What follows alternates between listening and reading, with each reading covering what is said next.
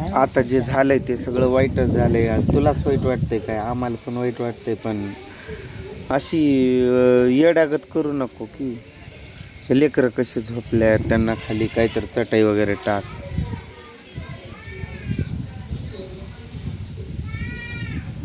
काल पूजाच्या आत्याच्या पोराचं लग्न होतं आणि तिकडे गेलतो आम्ही लग्नाला.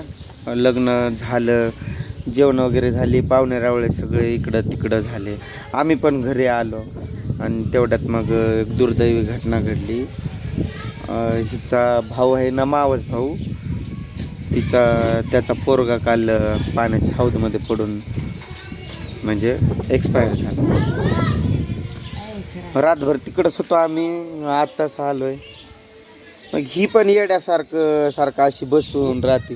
सगळ्यांनाच वाईट वाटतंय, पण आता काय करणार ना. म्हणजे असं पण नाही की त्यांच्याजवळ काही ओझं आहे आणि ते ओझं आपण उचलून घेऊ आणि त्यांना आपण एक आधार देऊ. असं आपण आता काय करू शकतो, एक शाब्दिक त्यांना आधार देऊ शकतो. आणि हे असं रडत्यात, बापरे. समोरचे उलट त्यांना किती त्रास होत असेल याची यांना कल्पनाच नाही. हे त्यांच्या समोरच रडतात, मग ते उलट अजून जास्त रडतात. काल ते लेकरू आमच्याजवळ खेळत होतं, आमच्याजवळ खात होतं, आणि त्याच लेकराला तसं झालं. ते बघून नुसता असा काळीज माझा तर लटलटच झालाय. रडू नको सारखं सारखं. आणि रडून रडून यांचे आवाज पण सगळे खराब झालेत. रडायचं यांनाच रडू येतंय असं वाटतंय काही, असं नाही. आम्हाला पण रडू येतंय, पण तिथं पण सांभाळणार, सिच्युएशन हँडल करणार कुणीतरी हवं असते. सगळेच रडून जमतात काय? मागं अजून बारकी बारकी लेकरं. एकतर त्या पोराला लग्न होऊन 3-4 वर्ष लेकरं पण झाले नव्हती. 3-4 वर्ष नव्हती ना लेकरं त्याला. 17 ठिकाणी देवाचं आणि याचं नवस करून, दवाखाना करून, कसं तर त्याला परत आधी 2 पोरी झाल्या आणि त्यावर पोरगा झालता. त्यालाच असं झालं. त्यानं जेवलं, खेळत खेळत पुन्हा पाण्याची बॉटल का काय घेऊन तो हौदकडे गेला आणि बॉटल भरताना तो सटकलाच मध्ये. मग तिथं लग्न असल्यामुळं एवढं कुणी लक्ष दिलंच नाही लवकर. हौद पण काही लय लांब नव्हता, घरा पाठीमागच होता, पण लक्ष कुणी दिलंच नाही. आणि जेव्हा मग हिची मावशी गेली तिकडं पाणी पाजायला म्हैस घेऊन, तेव्हा तिनं बघितलं आणि तिला वाटलं भाऊलाच पडलाय आतमध्ये, कारण ते तोंड खाली होतं ना. म्हणे कोणाचा भाऊला पडलाय म्हणून तिनं एकदम उचललं खालून, तर भावला नाही तिथं ते लेकरू. आणि खूप वाईट घटना घडली काल, म्हणजे खूपच. रडू नको अशी. ते लेकरांना बघ नुसतं रडती. मग मी म्हणलं चल आता, सकाळी तिला घेऊन आलं मी. तिथं रडून एकतर त्रिशाला पण बरं नाही, ती जरा गप म्हणलं तर लेकरं कसे पडलेत बघ आतमध्ये. काय झालंय असं डोक्याला हात लावू नको, खाली कर. लेकरं बाळाचं घर आहे, जरा असं समजून वागायचं असतं. असं आपल्या मांडीवर लेकरू घेऊन पण रडायचं नसतं. तू काय करायला लागली ते तुलाच कळना आता. कुठलं लग्न न काय, दुसरंच होऊन बसलं. सगळा आनंदाचा क्षण असा कसा दुःखात बदलला ते समजूनच नाही आलं.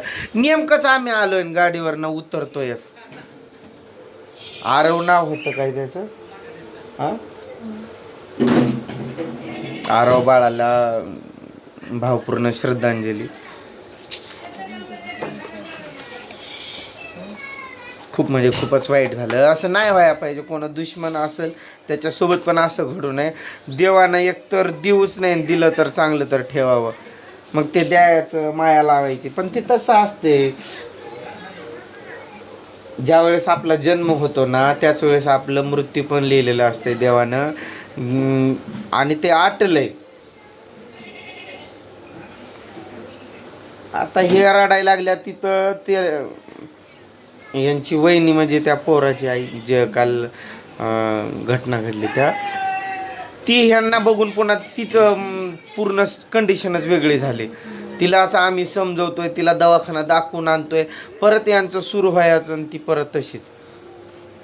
तिला 2-4दा दवाखाना झाला आणि खूप म्हणजे खूपच वाईट घडलंय काल.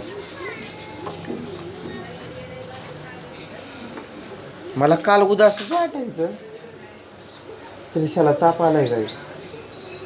तू औषध दिलं का तिला? तिच्याकडं लक्ष दे बाई. लेकर असे हे करायचं नसतंय, लेकरांकडं लक्ष द्यायचं असतं.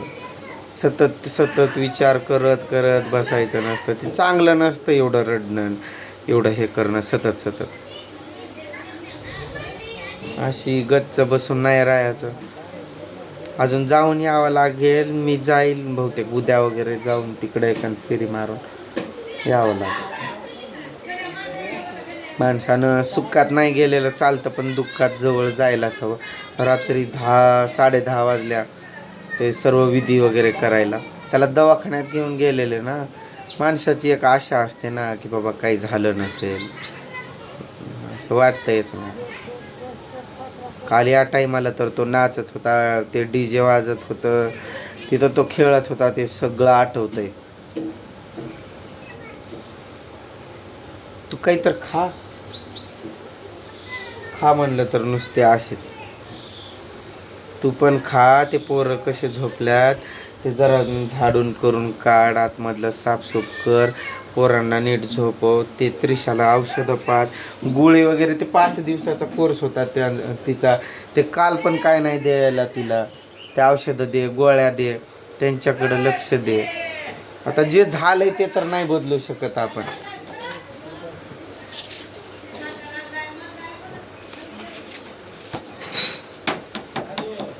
खूप पोरगा चांगला होता, आणि त्याचा बाप पण एवढा गुन्हे आहे ना, खूप गरीब आहे बिचारा.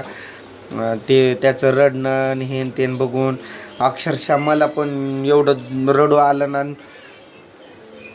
पण मी असं कंट्रोल करत होतो. त्याला म्हणायचो असं रडू नको, तू रडशील तर तुझ्या बायकोचं, म्हणजे आता तिचं नाव वर्षा आहे, तर त्याला म्हणायचो तू रडशील तर वर्षाचं कसं होईल, नको रडूस, तुला द्यावी लागेल आता सर्वांना हिंमत, आणि तूच असा कसा करून जमेल.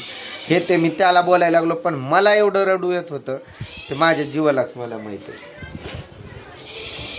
आपण रडून नाही दाखवू शकत, पण असताना ते वाईट वाटणं खूप वाईट झालंय. परत एकदा आरव बाळाला भावपूर्ण श्रद्धांजली. खूप दुःखाचं. ते काय पाणी वगैरे भरलंय का? जराशी शांत हो. ते पाण्याचा पाईप जोड, पाणी पिणी भरू, आणि झोप. जराशी शांत अशी झोप. पोरांना बाहेर निघू देऊ नको. आर्यन तर झोपलाय काही की. रोहन कुठे गेला? रोहन नाही की मध्ये. तिघं पण झोपले. एवढ्या लवकर कसं काय झोपले ते सकाळ सकाळी? त्यांना जोरात रोहन दिसत नाही, गेले. जरासं हे कर, पाणी वगैरे गरम करून पे, किंवा चहा बनव असा साखर याचा विदाऊट दुधाचा, आणि पे.